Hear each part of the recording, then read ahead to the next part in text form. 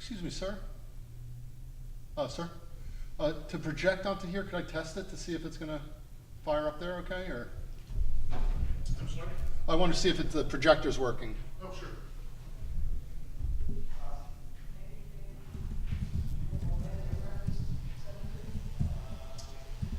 Did you have the adapter? Yeah, I do actually. Awesome. Yep, thank you.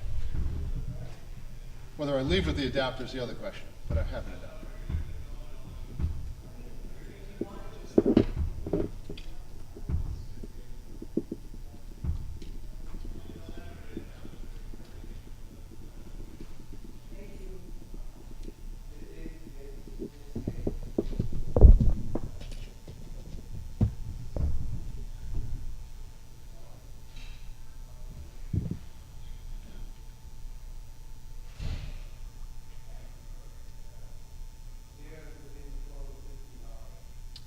Tanya's about 6 minutes out. Oh, there we go. Cool.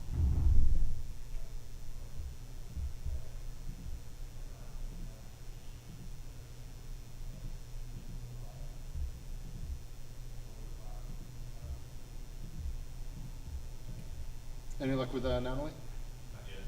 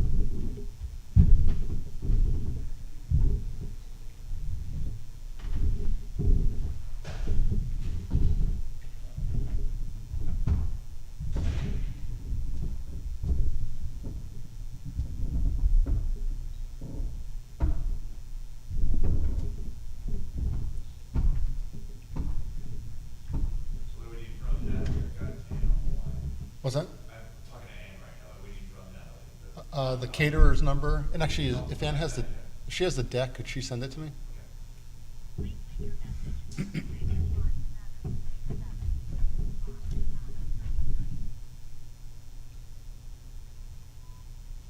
Hey Natalie, Jack Flanagan. Hey, give me a call when you get a chance. Mike and I are here at the event, and there's no caterer or no food, so I just wanted to see if you have a number for them, or if you can give them a call. That'd be great. My cell is 917-270-3151. Thank you. Bye.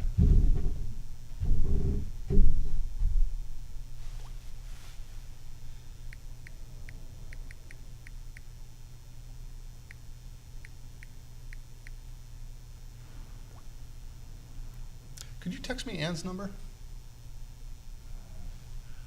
Or are you doing Google?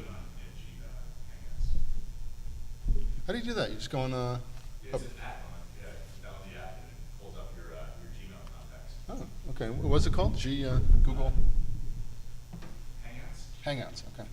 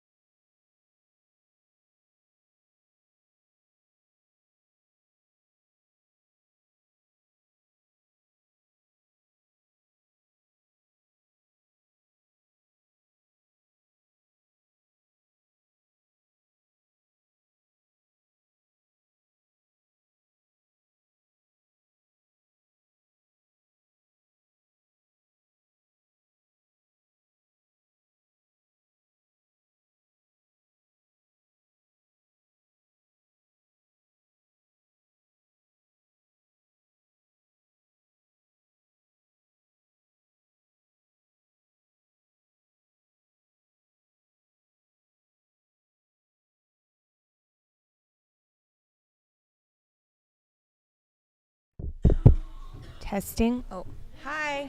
Get that guy's attention. Oh, testing. No. Hi, can we get the microphone on? Hey guys, can everyone move in a little, please? I know that it's a big room, so it would help me not feel as intimidated by the size of the auditorium. Is there something that I'm meant to press, maybe? I don't know, I didn't touch it.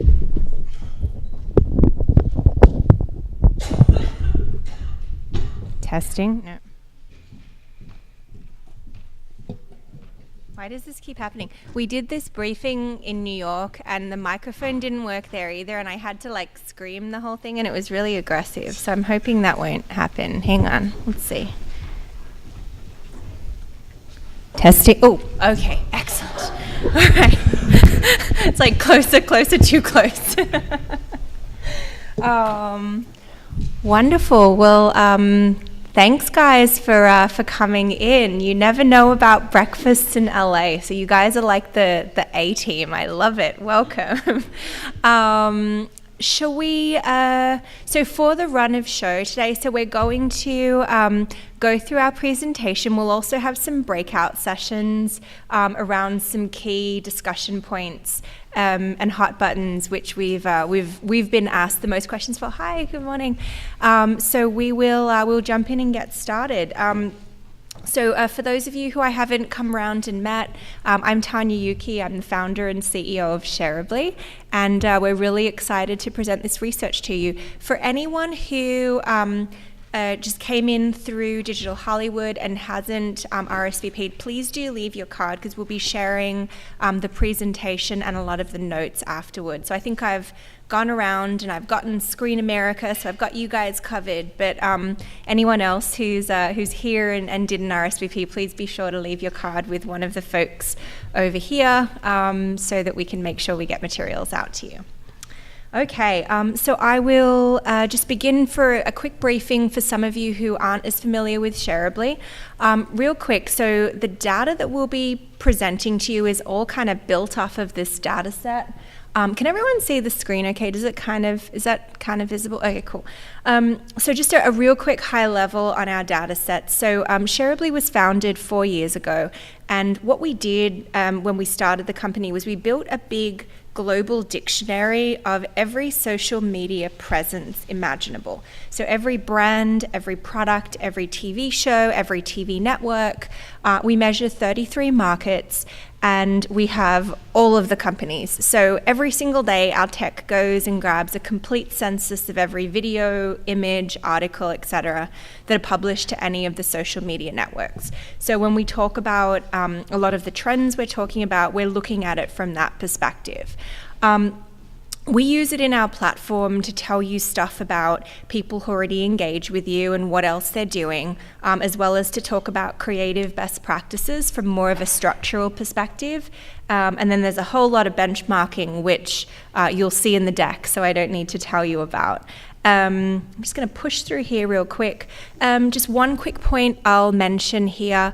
Shareably is also the analytics partner for Facebook. So for the media solutions partner, if you work with a media publisher, a media company, or a sports team, and you ask Facebook for analytics data, they'll direct you to us. The only reason why you care about that is it means that we get some data first, and it means that a lot of the video data and a lot of the audience insights data is data that we can provide for you. So that's the benefit there. Okay, so, oops, here we go.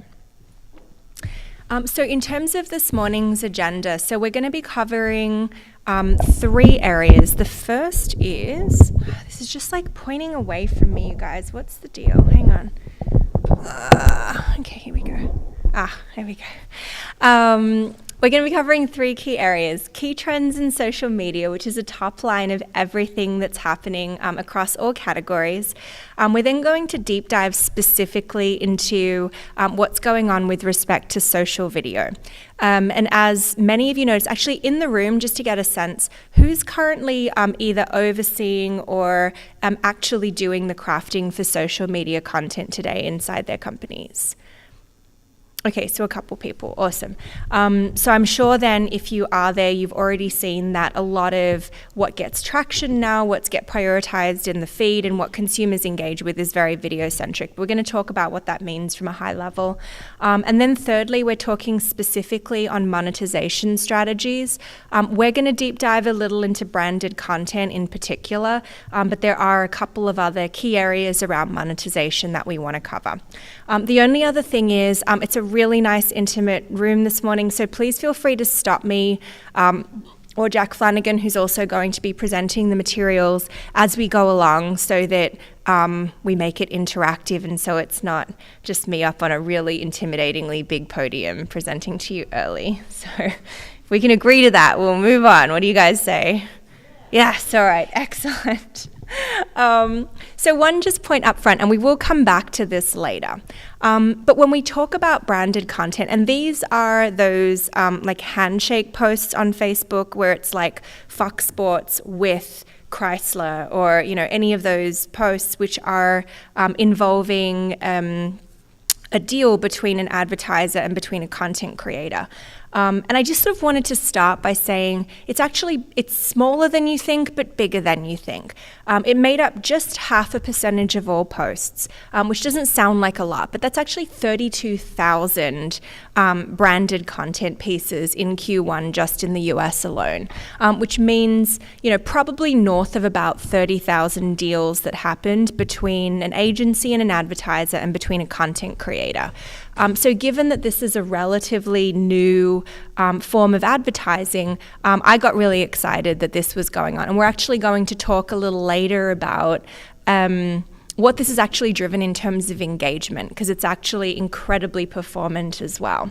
And then the last point I'll sort of make on this is just look at the degree to which publishers and content companies dominate social media. So you hear a lot about, Pepsi and Red Bull and what brands are doing on social, but guys, like the content creators are posting 90% of all posts on Facebook today, and generating roughly that volume, maybe slightly more of all of the engagement. So just to give you a perspective of what things look like under the hood and how much the content that so many of you are posting are really driving the social web, which is basically the internet today. All right, so let's dive in on key trends. So every time I have the opportunity to be with an audience, I make this point. So this is the rise of fans, and this is the rise of fans across a variety of content categories. The big guy in the blue is automotive, green is consumer goods, and it kind of looks like they're dominating. And this is if you're looking at the fans-based KPI. This is what that exact same graph looks like if you focus on the unique people who actually engage with content. I'm just going to go back for a second. Okay, this is fans. This is the people doing stuff. So it's a completely different picture. It's why in this presentation you'll hear me and Jack talk a lot about engagers and engagement and unique audiences. And this is why, because it basically doesn't even correlate in terms of the shape. And we want to really focus on the people who do stuff because they're the people who buy, they're the people who click, they're the people who tune in to watch a TV show. So that's kind of the start. To give you a little bit of a sense of the US marketplace, this is what 2015 looks like compared to 2016. There's a couple things I'll point out. One is that social engagement itself has actually kind of leveled out. It's not declining, but it's kind of flat. And for years prior, you'd see it grow double-digit, triple-digit %. So what this tells me is in the US market, at least, we've kind of figured out how much stuff we want to do on social. The content's still there, but we're really, now it's a question of where do I direct my time, which brands, which content creators do I prefer over others. In particular, you'll see that Facebook has very much leveled out. You are still seeing growth, particularly on Instagram and YouTube. But for the most part, this is a relatively mature content market. And Instagram is so dominant. It's 57% of all of the interactions happening on the social web. Just to give you a sense, Instagram overtook Facebook in terms of total engagement. I believe it was between September and October of 2015. And they've held that dominance ever since, and it's just become a little more pronounced. So still very visual. The only thing which hasn't caught up, or at least hasn't seen the same Instagram dominance, this is the exact same chart, except it's focused on the publishing vertical. And what you'll notice here is that publishing is not flat. It's still growing. It's growing in terms of the content that's being published, and it's growing in terms of consumer interactions. And also, you'll see a much bigger focus on Facebook here. So Instagram still has some catch-up going on with respect to publishing, and we do expect to see that continue to rise. Just a fun fact too, a lot of what is already existing in Instagram today in publishing is driven by National Geographic because they're so dominant on Instagram. And if I controlled for National Geographic, Facebook would actually be even more dominant. So a lot of opportunity there in terms of content creation and figuring out that format on Instagram. Talking a little now in terms of where all of this growth has been driven, what you'll see here is that the biggest grower actually overall has been consumer goods, although it's still a relatively small portion of everything that's happening. Outside of that, all of the growth is dominated by publishing, TV networks, as well as pro sports. TV shows have been a little flat, although that's been more a reflection of the volume of content than the interest in the content itself. And then if you look at what that looks like in terms of impressions, and actually the first chart, is anyone here from any of the pro sports leagues? Not this morning. So the first chart is actually what the chart looks like if you include professional sports, but because it flattened everyone else out, we actually stripped that out and looked on the right what the rise of impressions has been if you look outside of sports. And it's very driven by TV networks and publishing. And this is impressions on Facebook, which trail pretty closely to reach on Facebook. And I will say that in both of these categories, they are largely organic. There is some paid, but it's largely organic content, which also I think puts to bed the worry around Facebook reach is declining. It's no more, it's not possible to succeed on Facebook. It is, it's just more competitive. And the sorts of content which are compelling success have become much more competitive too in the past few years. Here's the exact same chart plotted out, but this time it's not impressions, it's based on sharing. And over there on the left, you'll see, those are the pro leagues again. But you will see on the right a very, very similar pattern happen with respect to sharing, very focused on publishing, very focused on TV. A couple of things. So these were some of the biggest moments in terms of shareable content for the first quarter of this year. Some big call-outs for Ellen DeGeneres, Netflix's Stranger Things, Good Morning Australia, as well as the later released Nifty brand from BuzzFeed, which did get a whopping 4.2 million shares, which is kind of amazing. Hang on, turn an old tire into this storage savvy something. So we can all watch that later. We'll send you the link. Maybe get them up for 4.21 shares, 4.21 million. And the only other point here to make too, so there's a lot of, I think, debate on digital-first publications versus traditional publications, and we pulled this together. The pink guy is digital-first, and the blue guy is traditional publications, so magazines, etc. And what you'll notice here is that they're trailing pretty neck and neck. And that's even accounting for BuzzFeed. It's accounting for a lot of sort of digital-only pubs. So really both kinds of content creators are really in the game, both quote-unquote old media as well as new media. And it's really anyone's race. And actually right now, traditional publishers are slightly outperforming some of the digital firsts. So we'll see how that goes. But a lot of that is really being driven, as you'll see later in the presentation, by the rise of video. And then one more trend around that. So we get asked a lot of questions about the implicit value of programs versus networks. And that if I work for a network, what does having the network mean compared with the power of the individual titles? And one thing which we're pointing out here, which I was actually quite surprised to see, but we'll tell you why it's happening, is that just right around the start of 2017, we saw the performance of the average network brand begin to start outperforming the programs themselves, which is the first time we've seen that, as you can see, since the start of 2014. And we dug in a little bit, and what we saw was that a lot of this was really being driven by Instagram growth for the TV nets themselves. They were leveraging the titles, but it was coming from the network brands. ESPN, Disney Channel, MTV, NBA TV, and Discovery were driving that Instagram trend. But it does also, I think, just talk about the power of not only having great content, but also bringing great content brands to the table, particularly when a time when the amount of content that's coming at consumers is so much more. Like just having that minute of brand recognition, I think, is definitely distinguishing things inside of the feed. Here's what the top companies looked like for Q1 based on video views, both across multiple networks. So BuzzFeed in the top space with all of the BuzzFeed properties, followed by Group 9, who own Now This and The Dodo and Thrillist, and then Comcast, Walt Disney Company, and Turner. Coming in for those first 5 spots in terms of Facebook and overall video viewing on social.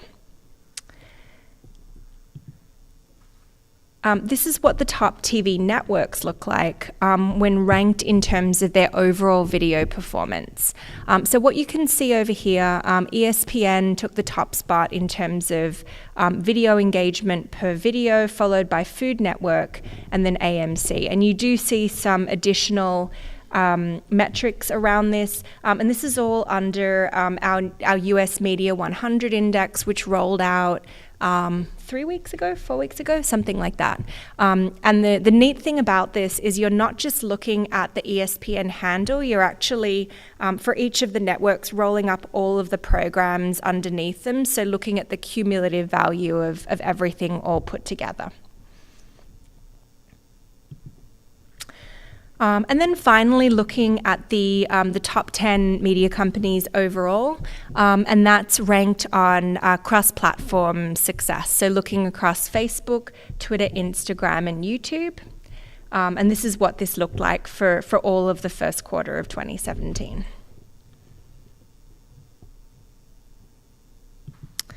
Great, so moving through to social video, and I'll hand to Jack.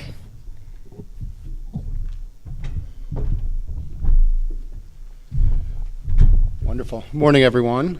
Thank you, Tanya. So, got to put my glasses on. It's a little bit hard to see sometimes. So again, what we want to do is give a little bit of a deep dive into social video and really looking at the power of sight, sound, and motion as it relates to social across all the key platforms. So as we take a look at this one slide here, we're showing that the balance has really shifted further with the level of engagement. Again, that's really what we're really trying to get to in terms of people liking, sharing, commenting, taking a look at the total number of posts, but more importantly also the total number of actions that are being driven.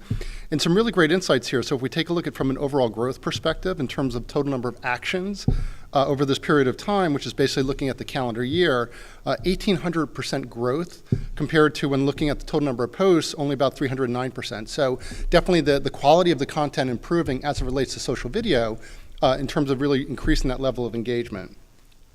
And now taking a look at the video actions that are taking place here, showing that with Facebook, about a 63% growth year over year. In 2015, we had about close to 9 billion total actions, and that number increasing to about 14 billion.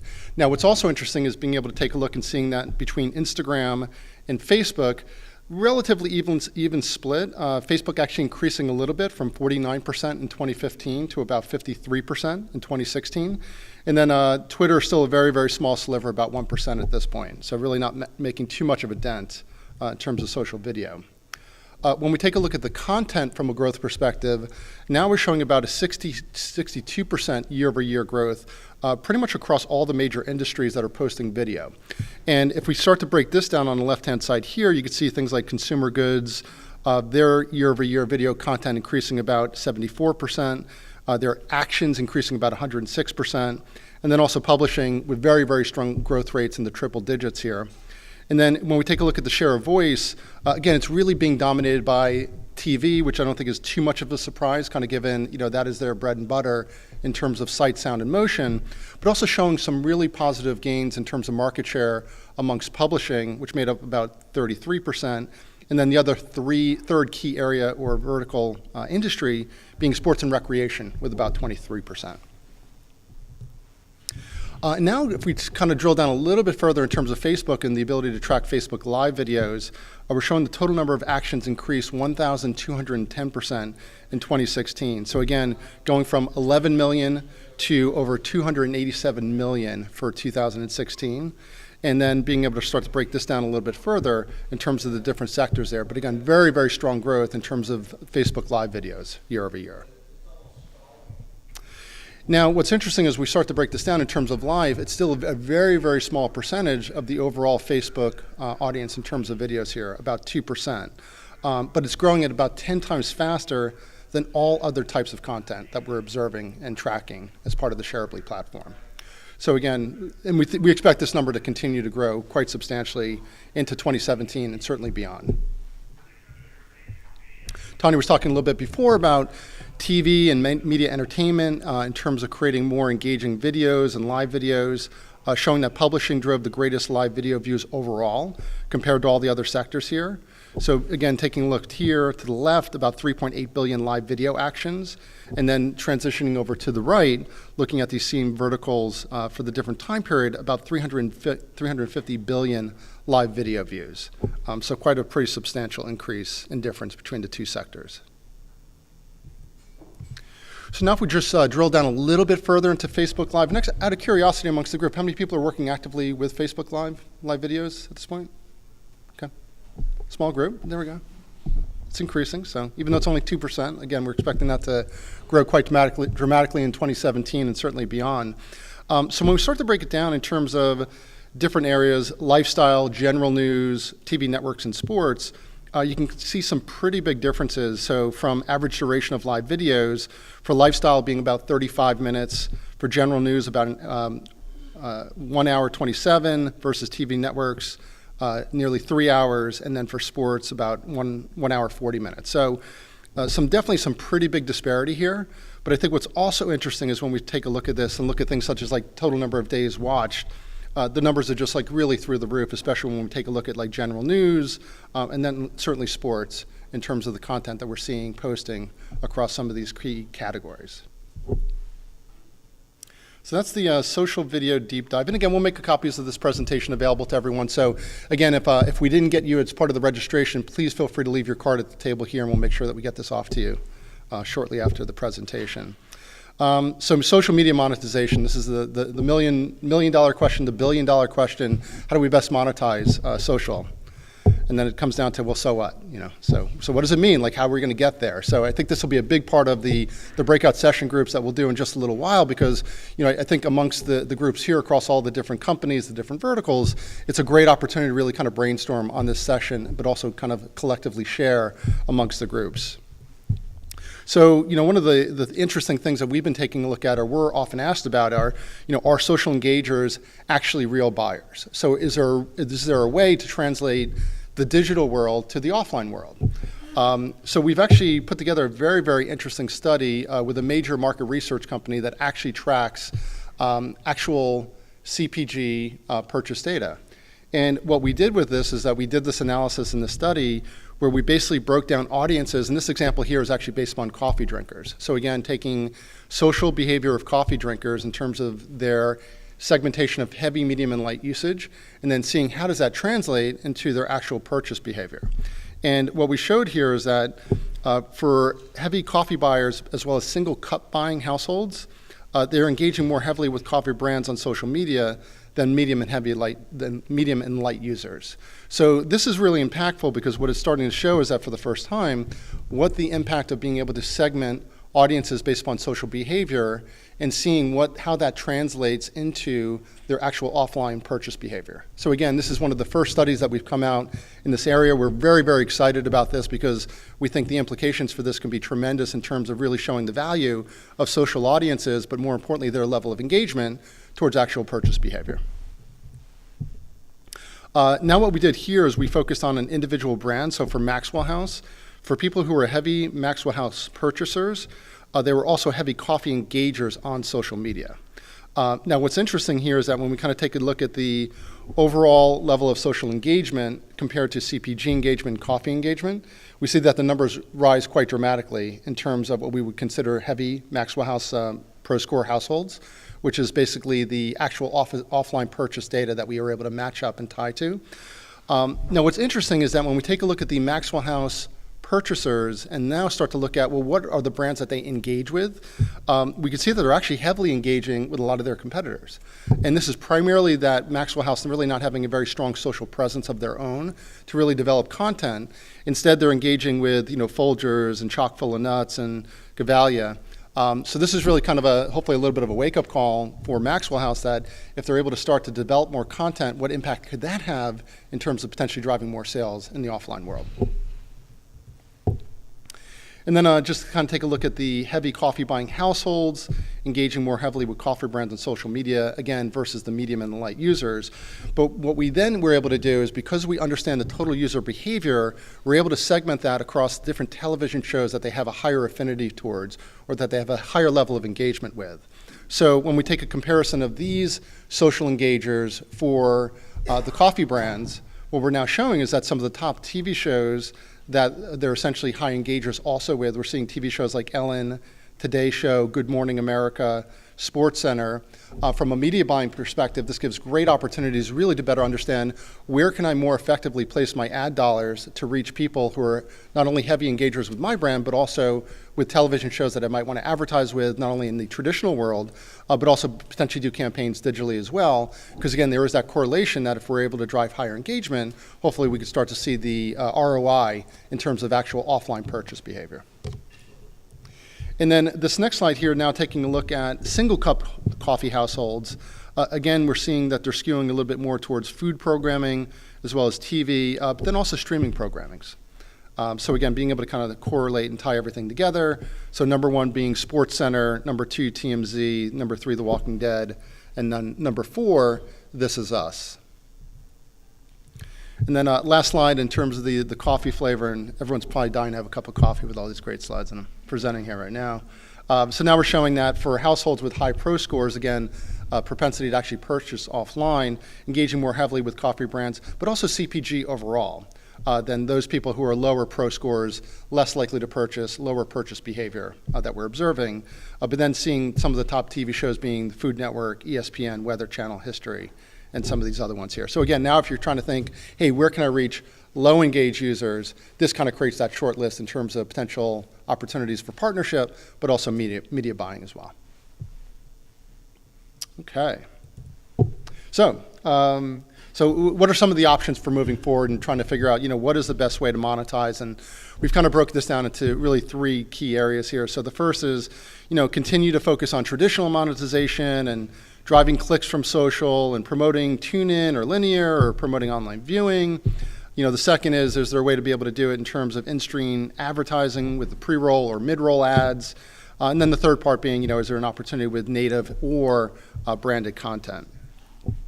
So, ways that you can do it, certainly holding events like this, which, these are great, but also the challenge of trying to get people together, in one sort of group and be able to present this, creates opportunities as well as challenges there. In terms of the second, in terms of the in-stream video ads, whether it be pre-roll, mid-roll. Some of the challenges here are, is the sales team actually in control of the content, or are they losing that control depending upon which social platform that you're actually advertising on or that you're using? And then the third part being native or branded content, which Tanya had kind of shown before, about 0.5%, which is fairly small, but it's growing at a much higher rate than a lot of other pieces of content that are out there. A little bit less known, less accepted, a little bit harder to price. A lot of the publisher clients that we work with are really kind of struggling with, like, how do I price this? Is it a CPM model? What should the CPM be? So it's those sort of things that really kind of create some challenges in the marketplace. So with that, I think we're going to segue over to the breakout sessions at this point. So Tanya, how do we want to set this up in terms of number of groups? And Sheetal, do you want to?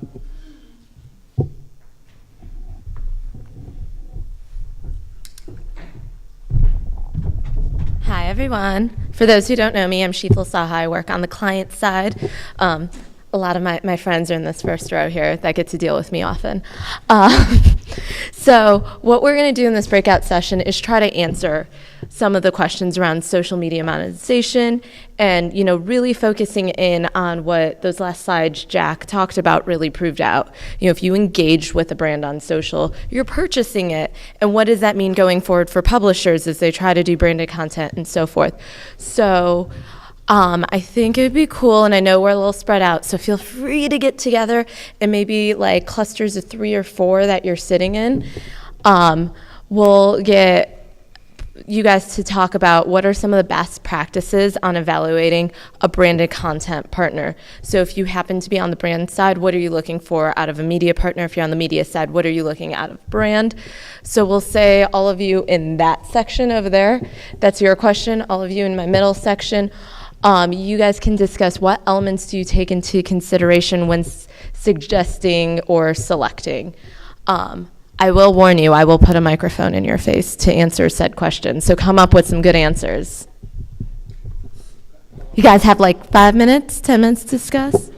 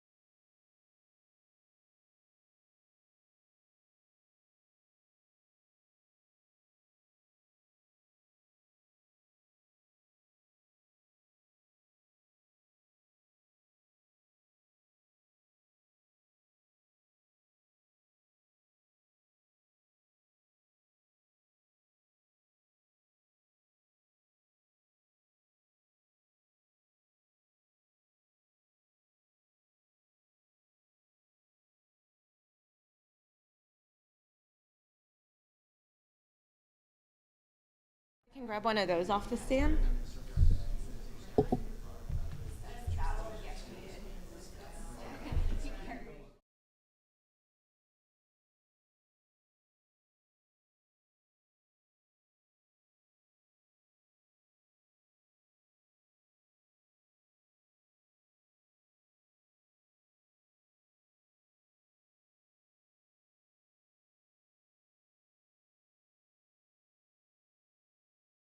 Minutes of discussion. So we're going to start with our crew over there, and Mike, my coworker, is sitting over there. So you may have to pick on someone if no one answers. But what were some of the best practices that we got from the group discussing over here on evaluated branded content partners?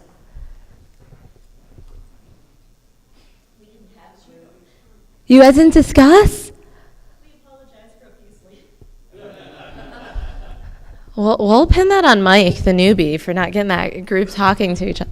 Anyone here have some good notes on evaluating branded content partners?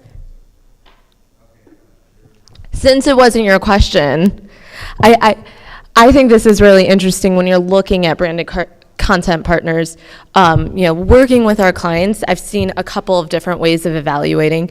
You can look at your average engagements for your own publisher page and compare it to that of the actual content partner and the industry. So we always find a lot in our post reporting that we'll look to see if you worked with, say Coca-Cola. On average, Coca-Cola gets, an average engagement of X, but working with, and I'm just staring at the Fox Sports guys. If you work with Fox Sports, it actually meant, this much average engagement, so it's much higher. And that is, twice that of an average soft drink brand. So looking for brands where you can see your performance. And then the other way that a lot of our clients will evaluate a branded content partner is by looking at their audience and seeing if there's any overlap with the partner they want to work with. Is it going to feel organic to your audience to see you two working together? So the group in here, when we talk about what elements do you take into consideration when suggesting and selecting a partner, any great discussion around that? You're nodding your head. Yeah. So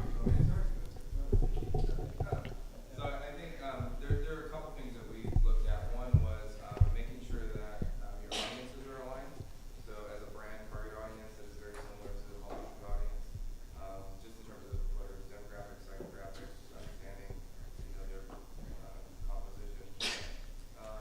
Looking for stature, so making sure that your brand stature aligns with the client's brand stature, so that you don't have one that's overpowering the other. And then there's a natural fit element where one example was Playboy and so you create an mythology. So it's just something. I think if you're making content, it has to be content, right? So I previously was at Playboy and I did use Shareably, so it was a really important tool for us to make the case to advertisers that we had a relevant audience, we can authentically create content experiences they can be part of. So an example is, take a Playmate and a mixologist and a bottle of Stoli and a Moscow Mule is something you expect to see. Maybe a Playmate lower my bills is something you don't. So it has to be really relevant. Or maybe you do, I don't know. I don't know what these days, but so I think it's just it became content, and Stoli was there, the bottle was there, the little glass we're drinking out of it, Stoli on it, but it wasn't in your face. It was content, it didn't have to be Stoli. So it worked, and it worked because then they could leverage it from a paid perspective and integrate what they were doing, but it could organically easily insert on their Instagram or Facebook page or maybe Snapchat process of it being made. So it was content. It wasn't no one was mad unless they liked the vodka. So we found that the conversation was important. It was something that was create a conversation and then create some sort of mechanism where you can track that conversation. That's really interesting. Can I embarrass you guys to actually give your names and where you work so people, if they want to discuss further? My name is Ted Francisco. I'm the Screen Audience Research Manager.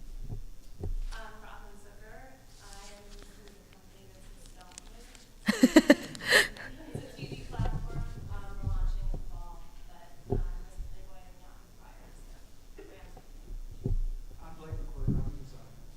Awesome. So second breakout question, and maybe, is this side of the room going to stay antisocial? Okay. Well, yeah, we're going to maybe divide this in half right here so, this side over here.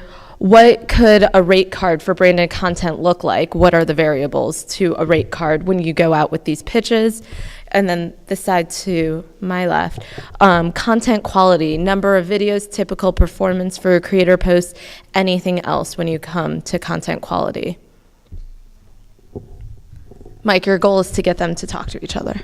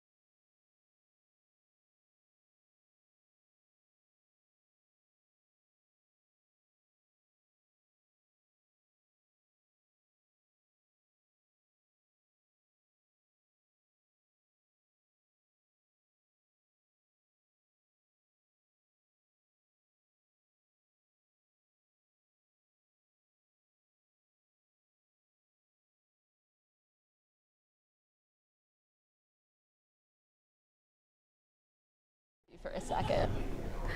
Hey everyone. Overheard some awesome discussion. So let's go with question 1. What could a rate card for branded content look like? What are the variables? Anyone get some great discussion off of that? Yeah, I think shares, comments, likes, recommendations. So the actual engagement off the posts Yeah. is part of the rate card. Anyone else who's, either worked on a social sale or anything, what's made up a rate card? Are there different KPIs per brand? So for us, we've actually moved a little bit more. It started off mainly on impressions, CPM management, and now we're moving more towards views since a lot of our content is now becoming views. I think advertisers are seeing that the value in that is from the views and not the actual impressions. Since you are kind enough to respond, can I ask you another question off of that? So one of the discussion we always have off of views is each network considers a view a different thing. We joke that Facebook has this 3-second view. YouTube's more of a 30-second. The others fall somewhere in between. When you sell off of a view, is it purely reported from the platform? Do you need some sort of third party? Are you looking at things like a 30-second Facebook view or 95% completion rate? No, it's purely based on the platform. So if Facebook considers a 3-second view, then the view would be the 3 seconds. And so it depends on how that program is specifically sold. It's really Awesome. Any other variables or rate card comments? We had a question, what's the difference between an impression and a view? An impression, someone could see the post, so that would be a single impression, but not view a video. A view is actually watching, depending on the platform, 3 to 30 seconds of a video. So the second question, content quality, number of videos, typical performance of creators' posts, anything else. What type of factors go into your branded content planning?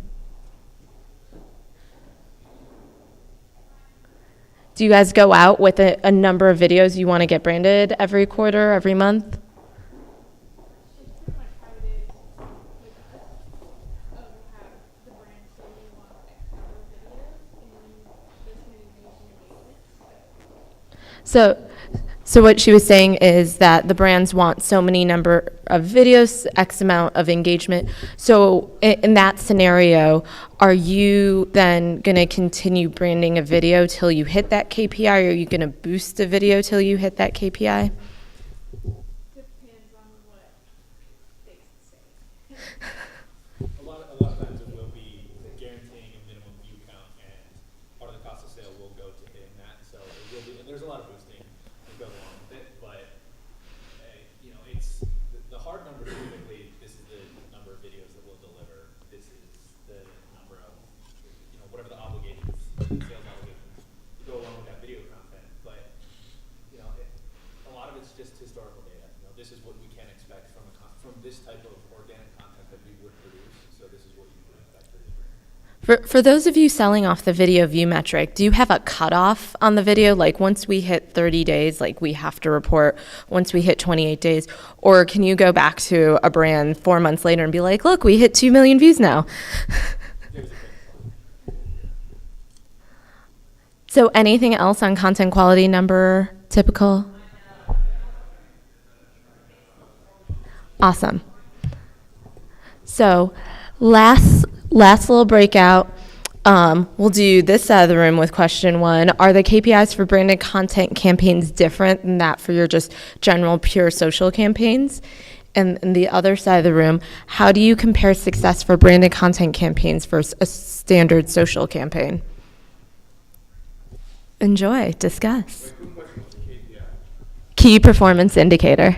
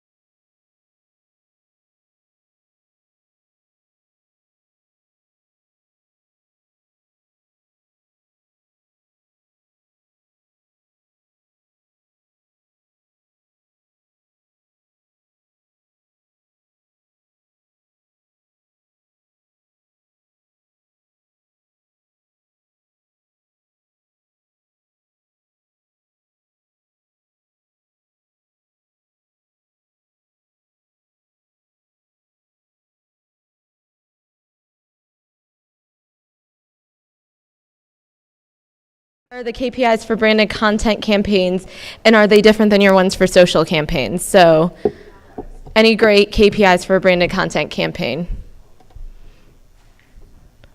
I know I talked about over here, we had video views in general. We had someone talk about how they actually report out 30-second video views. When you do non-branded content, are you still looking at those metrics?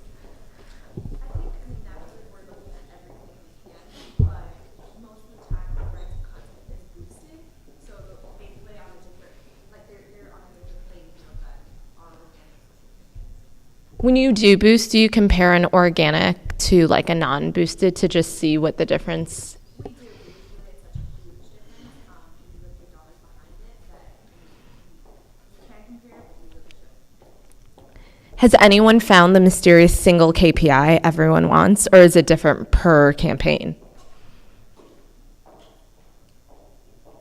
It's been different per campaign, it's been different by year. Like the perception of a social view today is way different than it was a year and a half ago.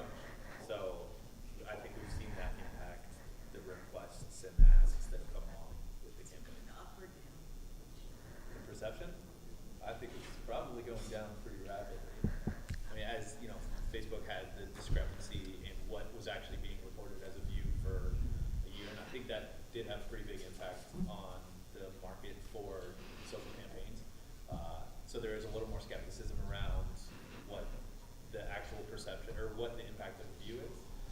So I think we've seen it lean a little more towards engagements than just aesthetic view count.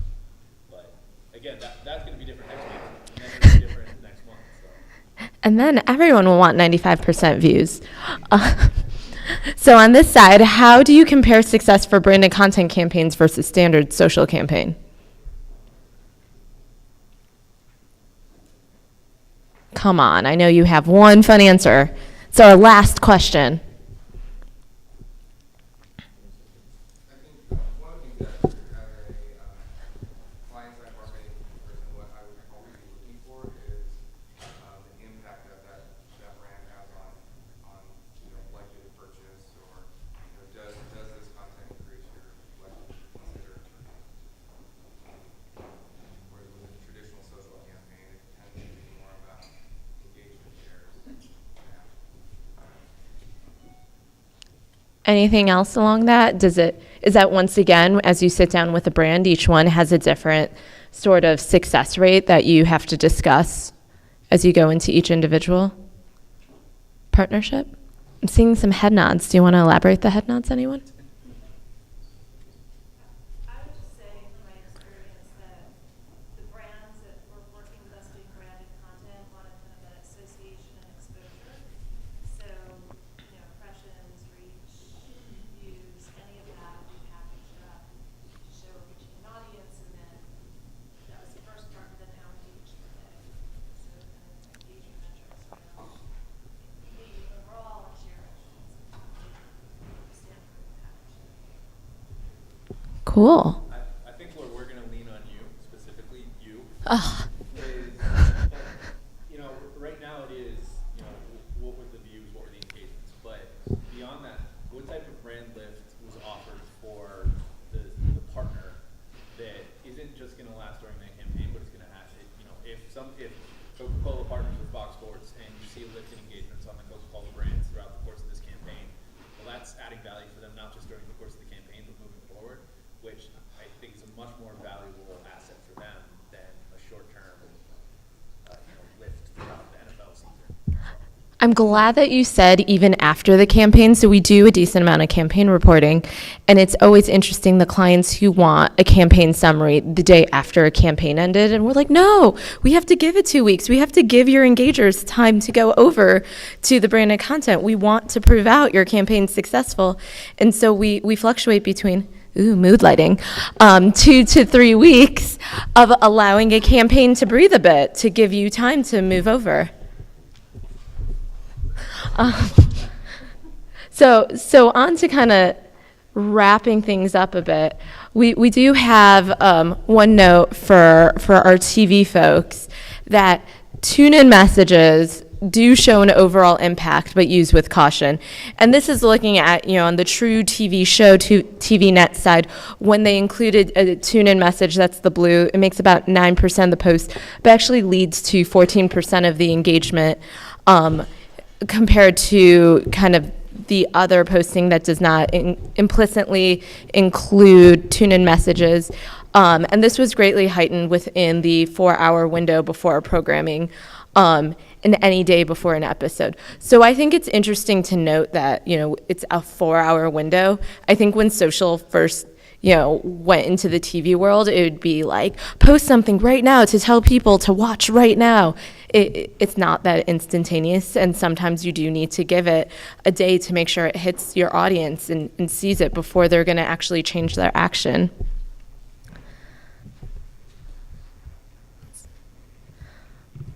So kind of back to where we started to wrap things up a bit. Branded content made up the 0.5% of all US, and that was 32,000 branded content posts. What I find really interesting is that it accounted for 1.3% of all Facebook actions, 81 million actions off of branded content posts. And I think this is, one of the first times we're able to show that working with a partner and branding content isn't taking away from people's want to engage with the post. And that was always the fear. That's going to seem less genuine because you work with a branded content partner, but it's actually a higher scale. Because you're talking about Facebook actions. Is the action of hide ad considered an action? Because I do that on 99% of the So that's a great question. When we consider a Facebook action, we're just looking at the traditional reaction, comment, and share. So a hide action or some of the negative wouldn't be counted in on this. And do you have any measurements on the percentage of how often ads are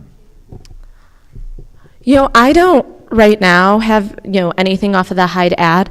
I think a lot of that is not as much with the branded content side as much as like the truly sponsored promoted post side. So there's a bit of a difference between the two.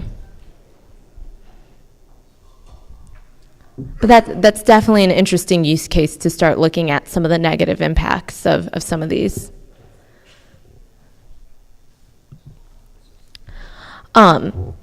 We also wanted to talk about powering video with insights on the value of your audience for more effective monetization. So this is pulled off of affinity data, and it's being able to look at a specific publisher or a brand and seeing what other brands, if you're a publisher, what brands does your audience also associate with? Learning more about their interests on the TV side or in the media consumption to see what else is your audience doing when they're not spending time with you. And I think that's a huge question, to see where are their eyeballs going.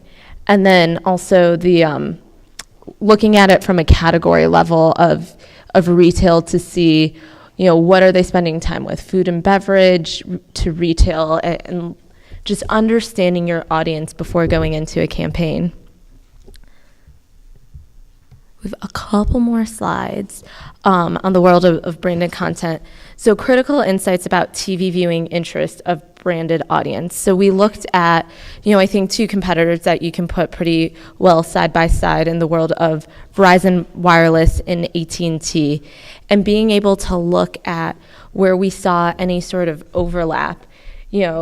Star and the MIC showed up kind of within that same top percentile, but then looking at the TV shows that there was overall engagement overlap between the brand and the program, differentiated. So even though we think of, Verizon, AT&T as a similar service, their audiences are engaging on very different TV nets.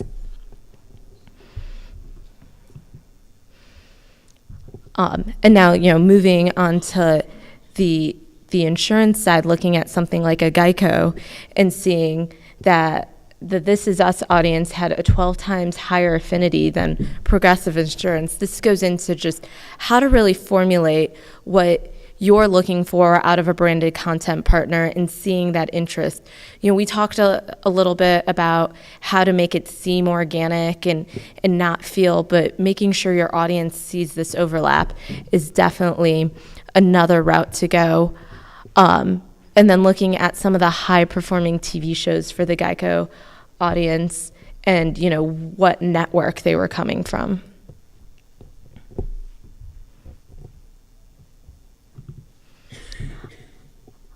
Looking at, you know, reporting on an audience profile. So this is from a video back in 2015. Christoph Porzingis doing some memorable work on the court and looking at the interest level of people who engaged with that video. What type of overall interest did they have? Top interests with, you know, different types of pages, and then what other audiences or videos saw a similar audience.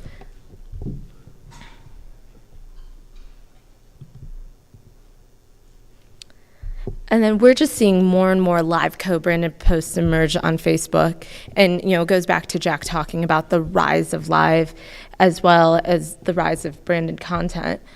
Empire was one of the top 3 producers of live video in 2016. And they partnered with Lincoln Motor Company and were able to drive 5 times the typical view rates it received by doing live posts. And it really focused, and when Jack showed that kind of live graph, when you see the TV shows or nets have a higher duration, it always seems to follow along with videos like this where it's actor Q&A and the true concept of what, you know, Facebook dreamed up a live video where it's interactions.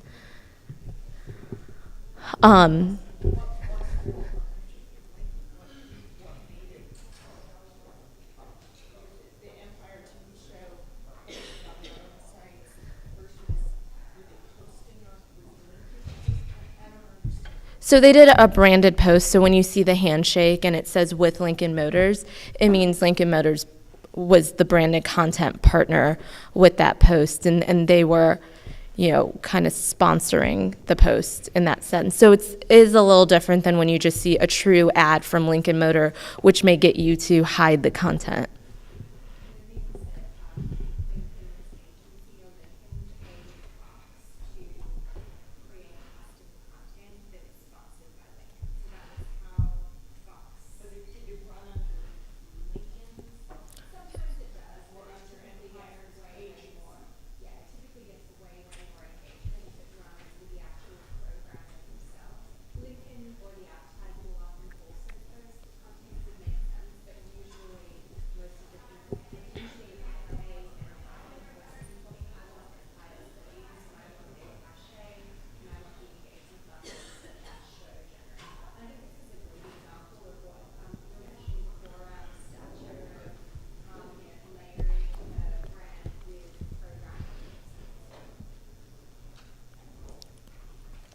And to go back to when you see that branded content post, is it getting more actions? In Q1 of this year, we saw 81 million actions, 1.8 times more actions per post than a standard post content.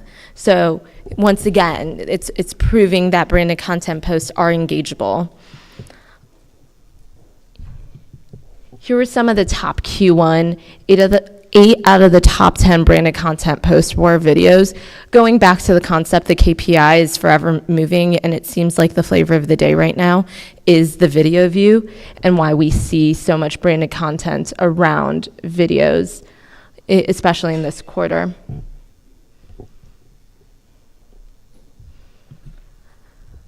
So looking at a specific example of Pepsi in the Super Bowl, prior to the Super Bowl, Pepsi engagers were 20 times more likely to engage with the NFL.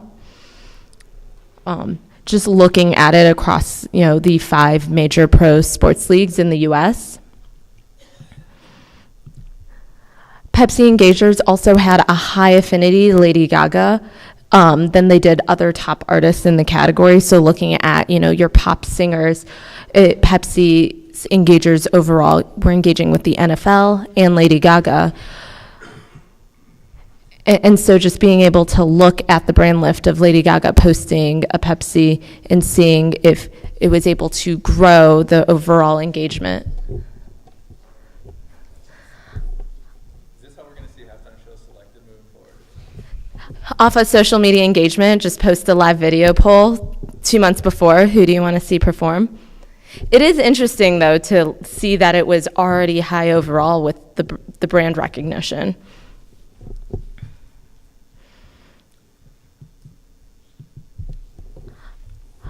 So another look at it would be Revlon influencer branded content. So Revlon utilized social influencers, and I know we have a couple of content creators looking at more of the influencer side of things when it comes to branded content to support the 2017 Oscars campaign. So across brands and influencers, there was 160 plus posts from influencers using the campaign hashtag, generating 2.9 social posts. So we can see some of the top influencer posts around this Revlon hashtag during the Oscars. And going back to the brand lift, so this is looking across the average influencer social audience that was posting on the campaign. Revlon saw a 23% behavioral lift across Facebook, Twitter, and Instagram. And so for this graph to truly understand it, we'll look at those beauty engagers pre and post campaign and see how those influencers just engaged with beauty overall, and we see that it grew from pre to post campaign about 1%. But when we go into those who are engaging with beauty engagers, we saw that those who engaged with Revlon went from 14 to 37%. And this is looking at true data of your actions on Facebook or Twitter or Instagram, and saying if you reacted to a post from one of these engagers and then commented on a Revlon post after the campaign. We're tracking the people and seeing what all they're doing on social to be able to see if before were they engaging with a different beauty brand. And so we were able to see that they were taking a share from people who prior to this campaign engaged with CoverGirl or NYX, but now after the campaign and engaging with these specific influencers, they were now more inclined to engage with Revlon. Question all the way in the back.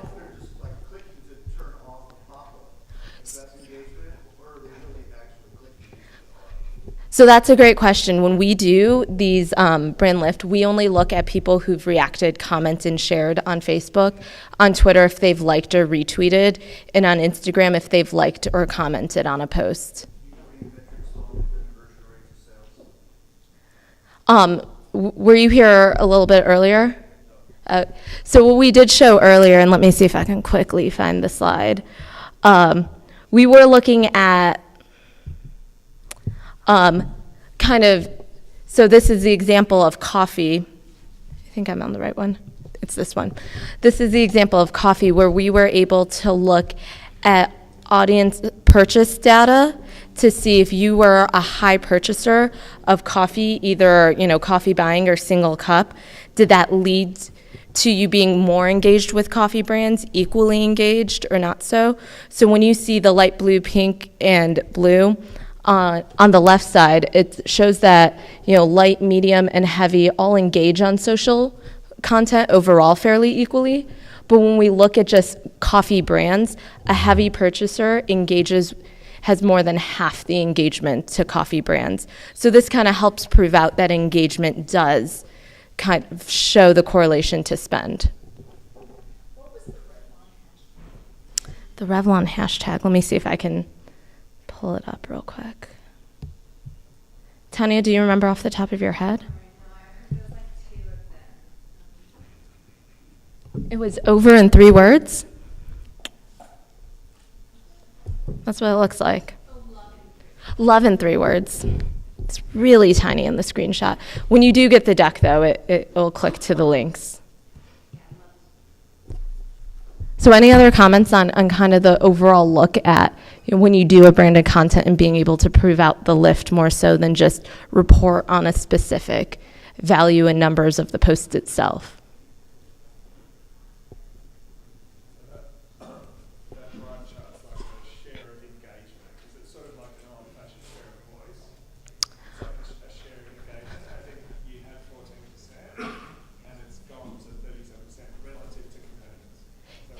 Exactly, and that's why we always look at it from the specific vertical itself of beauty brands. Because a lot of times you'll notice on this left-hand chart, like this grew 1%. Sometimes, a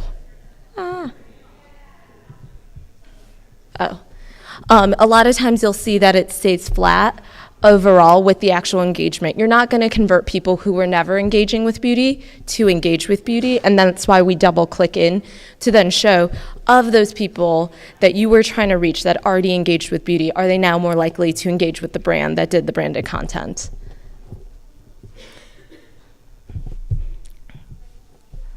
Awesome. Thank you guys for coming and engaging with us and discussing and answering all the questions.